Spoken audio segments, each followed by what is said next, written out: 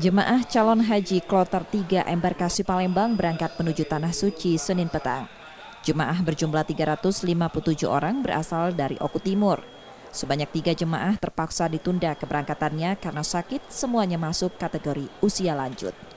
Hingga Senin ada 4 jemaah yang masih ditunda keberangkatannya karena sakit. Selain 3 jemaah yang berasal dari kloter 3, terdapat 1 jemaah dari kloter 2. Jemaah tersebut kini dalam perawatan di RSUD Siti Fatimah selaku rumah sakit rujukan. Jika kondisinya pulih, jemaah yang tertunda akan diberangkatkan di kloter berikutnya. Dan informasi dari kesehatan bahwa hari ini ada lagi yang ditunda 3 orang karena kondisi kesehatannya belum memungkinkan untuk layak diterbangkan. Ya, kita berharap orang-orang nanti beberapa hari ke depan akan sehat dan akan kita terbangkan di kloter berikutnya.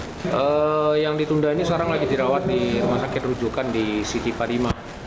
Berjumlah ada 4 jamaah haji yang masih dirawat di Siti Fatimah, yaitu kloter 2 1 orang, dan kloter 3 hari ini ada 3 orang. Kloter ketiga merupakan gelombang pemberangkatan lanjutan dari Kabupaten Oku Timur. Umumnya jemaah adalah mereka yang sempat tertunda keberangkatannya karena pandemi COVID-19. Sebenarnya aku nunggu itu sudah 9 tahun karena COVID itu tahun 2021 tidak bisa diberangkatkan. Ternyata tahun 2023 ini kita alhamdulillah oleh Allah dipanggil ke Tanah Suci. Mudah-mudahan semua haji yang berangkat dari Indonesia ini menjadi haji mabrur lan mabrurah. Hingga Senin sudah 1075 jemaah yang berangkat dari embarkasi Palembang, termasuk 15 petugas. Rizky Nurmizan, Kompas TV, Palembang, Sumatera Selatan.